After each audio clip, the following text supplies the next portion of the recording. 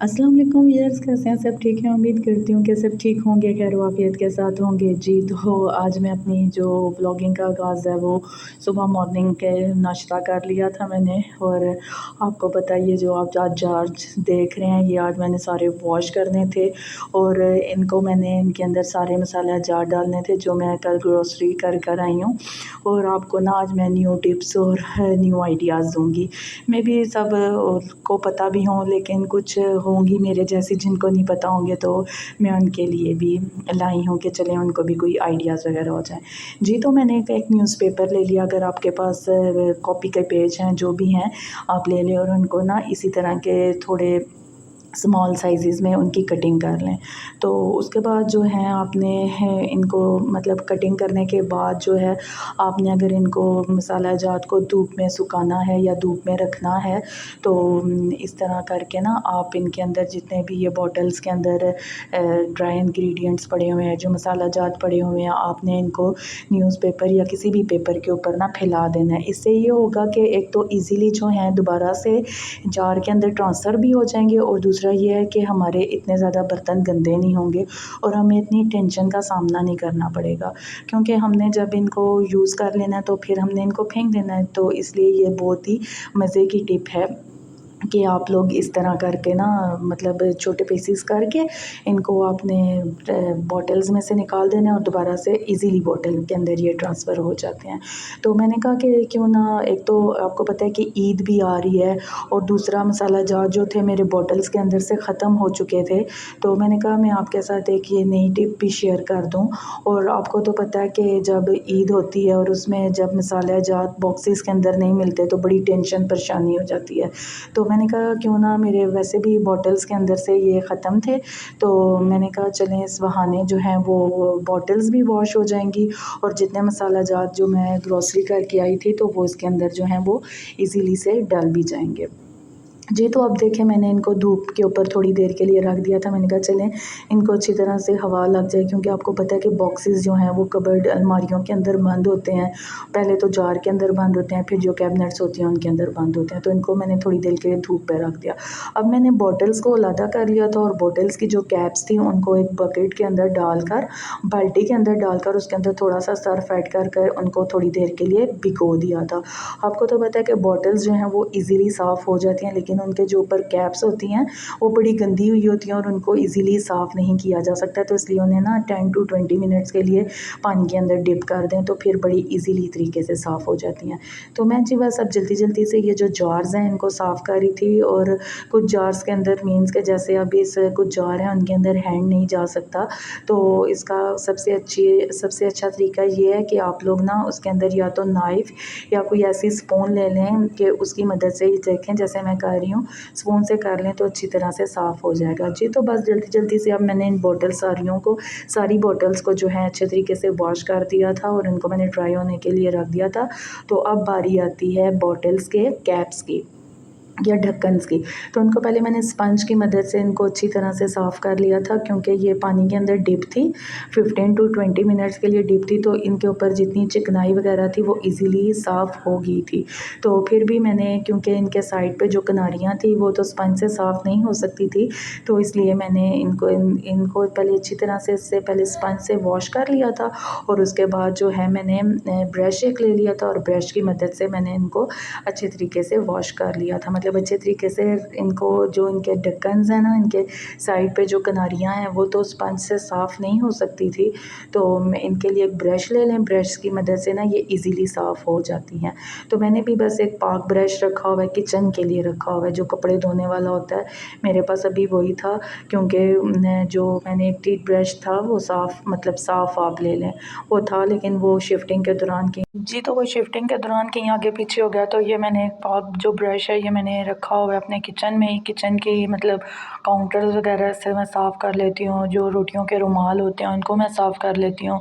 और जैसे ये बॉटल्स के ढक्कन वगैरह होते हैं इनको धोने के लिए, या वो मैंने आपको एक बताई थी रोटियों वाली टोकरी है मेरी, वो जो खजूर के तने के साथ बनी हुई है, तो उसको वॉश करने के लिए ये मैंने ब्रश रखा हुआ है।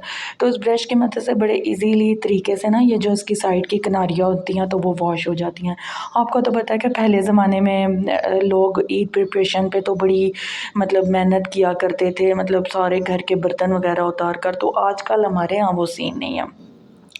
तो जी सेकंड अब मैंने क्या किया, मैंने कहा सबसे पहले लहसुन जो है ना उसको मैं भिगो कर पानी के अंदर रख दूँ। आफ्टर मतलब 2-3 घंटे के लिए रख दें या 15-20 मिनट के लिए रख दें, जितना आपका क्वांटिटी में लहसुन है। तो मैंने कहा सबसे बड़ी टेंशन यही होती है ईद प्रिपरेशन के लिए, सबसे पहला यही काम है कि हमें जो है वो लहसुन अदरक का पेस्ट बना के रख लेना चाहिए। क्योंकि अगर फॉर एग्ज़ाम्पल अचानक से गेस्ट आ जाते हैं तो हम बड़े बड़े खाने तो बना लेते हैं, बट ऐसी जो छोटे छोटे काम होते हैं ना वो रह जाते हैं।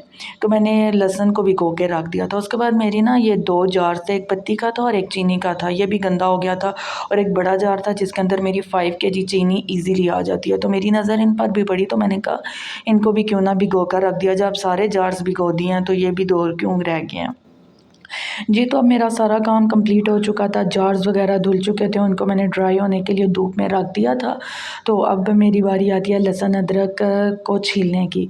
तो बस जी, अब ये मैंने लहसुन अदरक को ना लहसुन अदरक को मैंने रख दिया था पानी के अंदर।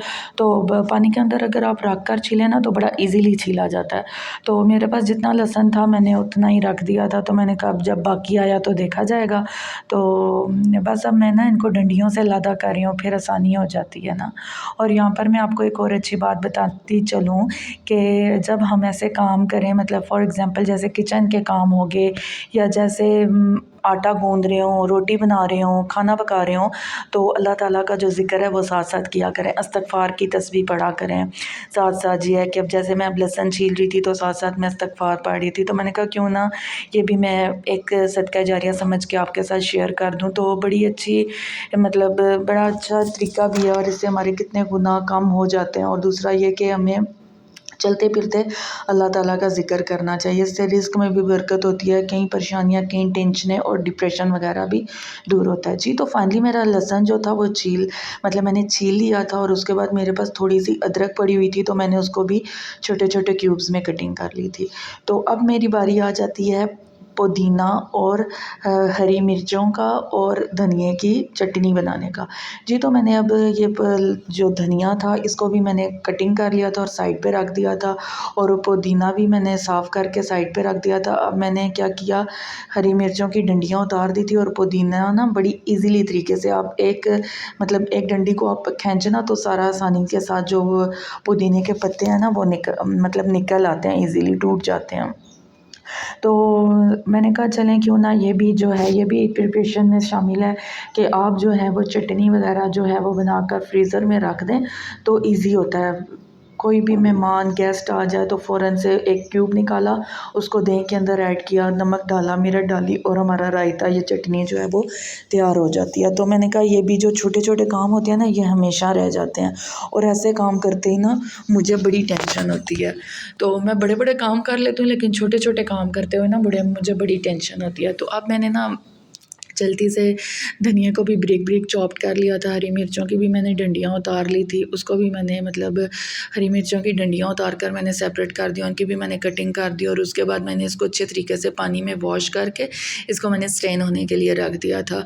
तो मैंने कहा जब ये स्ट्रेन हो जाएगा तो मैं इसकी चटनी बनाकर इसको फ्रीज़र में रख दूँगी। जी, तो अब जी हमारी बारी आ जाती है इनको ब्लेंड करने की। तो मैंने अब सबसे पहले चटनी बनाई है। चटनी बनाने के लिए मैंने वही पुदीना, हरी मिर्चें और धनिया जो है वो ब्रिक ब्रिक चॉप्ड करके और इसके अंदर थोड़ा सा पानी ऐड करके मैंने इसको ग्राइंड कर लिया था। इसके अंदर मैंने और कुछ भी ऐड नहीं किया। नमक जो है आप बाद में ऐड करिएगा जब आप चटनी वगैरह बनाएं। तो यह है कि ये 2 वीक्स के लिए ईज़िली फ्रेश रहेगी। और उसके बाद जी मेरी चटनी रेडी हो चुकी थी और मेरे पास एक ही आइस क्यूब ट्रे थी, तो मैंने उसके अंदर ना इसको ट्रांसफ़र कर दिया। तो मैंने कहा चलें ये जब फ्रीज़ हो जाएगा मैं इसको निकालूंगी और किसी एयर टाइट बॉक्स में डाल लूँगी या किसी मतलब जो पैकेट्स होते हैं ज़िप बैग उनके अंदर डाल लूँगी। तो मेरे पास जो थोड़ी बच गई थी वो मैंने एक छोटे से बॉल के अंदर डाल ली। जी, तो अब आ जाती है लहसुन अदरक के पेस्ट की बारी। तो मैंने अब लहसुन अदरक का जो पेस्ट है इसके अंदर थोड़ा सा पानी ऐड कर दिया और थोड़ा सा ही ऑयल ऐड कर दिया। इससे ये होता है कि ये जो मतलब ख़राब हो जाता है ना पेस्ट वगैरह, ऑयल डालने से वो ख़राब नहीं होगा। शायद मे भी मेरी सब बहनों को पता हो, लेकिन मैं इसलिए बता रही हूँ कि किसी को शायद ना पता हो तो वो भी ये टिप ले लें जी। तो मैंने एक एयर टाइट जार ले लिया। ये मेरे पास जैम वाली बॉटल खाली थी, तो मैंने इसके अंदर जो है अब इसको लहसुन अदरक के पेस्ट को मैंने इसके अंदर ट्रांसफ़र कर दिया। और बड़ा इजी हो जाता है, बड़ा सुकून हो जाता है कि जब आपके पास लहसुन अदरक का पेस्ट बना होता है, क्योंकि आपको झंझट नहीं होती छीलने की। मुझे तो बहुत टेंशन परेशानी होती है, मैं भी आप लोगों को होती हो ना हो, मैं कहती हूँ बस सब चीज़ें रेडी हों तो मैं फटोफट से वो है वो खाना बना दूँ जी। तो उसके बाद जो थोड़ा सा बच गया था उसको भी मैंने एयर टाइट जो छोटा बॉक्स का उसके अंदर डाल दिया था, और अब मैं इसको फ्रीज़र के अंदर रख दूँगी और मेरा माशाल्लाह से सुकून हो जाएगा। आप लोग भी ये तरीका कीजिएगा, आप लोगों के भी थोड़ा सुकून हो जाएगा। ये है कि अगर कोई मेहमान वगैरह या गेस्ट वगैरह आ जाएँ ईद के दिनों में, तो कोई टेंशन कोई परेशानी नहीं होती, क्योंकि सारा कुछ रेडी होता है, जस्ट आपको कुकिंग ही करनी होती है। तो बस जी, अब ये भी जो है थोड़ा सा मैंने इसके अंदर पानी वगैरह डालकर थोड़ा हिलाकर मैंने इसको भी रख दिया था जी। तो अब आ जाती है बारी जो मैंने अब ये देखें सारे जार्स मेरे वॉश हो चुके थे, इनको मैंने धूप के ऊपर अच्छी तरह से सुखा लिया था।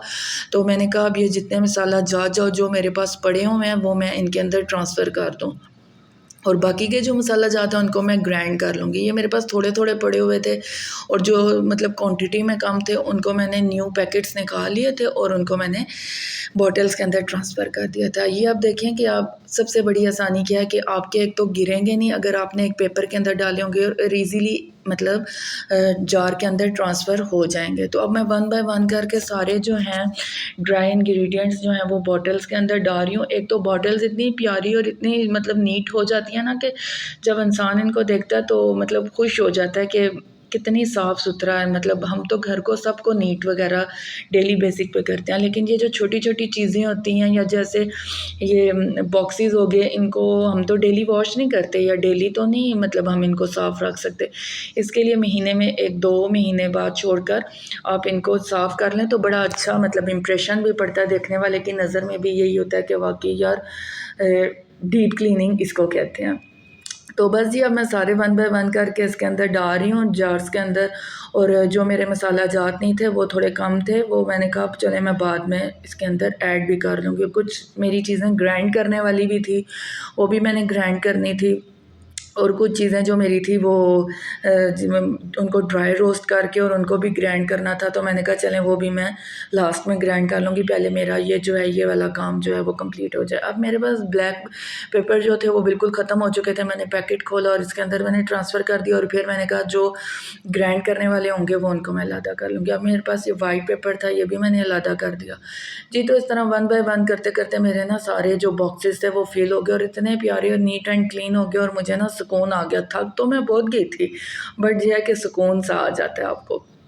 और मेरे पास ना ये थोड़ी सी इलाचियाँ पड़ी हुई थी, ये भी मैंने इसके अंदर ऐड कर दी थी, और बाकी की जो इलाचियाँ थी वो भी मैंने इसके अंदर ऐड कर दी जी। तो अब सारे मेरे जार्स जो थे वो फिल हो चुके थे। अब मैंने इनको जल्दी जल्दी से इनके ढक्कन लगाना शुरू कर दिए थे। अच्छा, आप कह रहे होंगे कि कोई बॉटल्स ऐसी हैं जो मतलब जिनका वो मतलब जैसे फॉर एग्ज़ाम्पल जो नमक नमक नहीं सॉरी जो मिर्च और हल्दी जो वाले जार होते हैं ना, उनके आप जितना मर्ज़ी उनको साफ़ करें लेकिन उनका कलर नहीं उतरता। तो मेरे भी कुछ जार ऐसे थे जो मैं उनको वॉश करने की बहुत ज़्यादा कोशिश की कि ये इनका कलर उतर जाए, बट नहीं उतरा। अच्छा, ये जो जितने भी जार हैं ना, ये मेरे कुछ शादी के थे, और कुछ मैंने कोई जैम्स बॉटल खाली थी, और कुछ क्या खाली था, तो मैंने उसके अंदर इनको यूटिलाइज़ कर लिया जी। तो मेरे सारे जार्स जो थे वो कंप्लीट हो चुके थे। तो अब मैं आपको एक और टिप बताती हूँ कि जैसे अब हमने ये जो मिर्च मसाले बाकी रह जाते हैं, अगर हम उसको इस तरह रखेंगे तो वो कोई गिर जाते हैं, कोई वेस्ट हो जाते हैं। तो इनको ना अपने आप किचन में एक स्टेपल रख लें,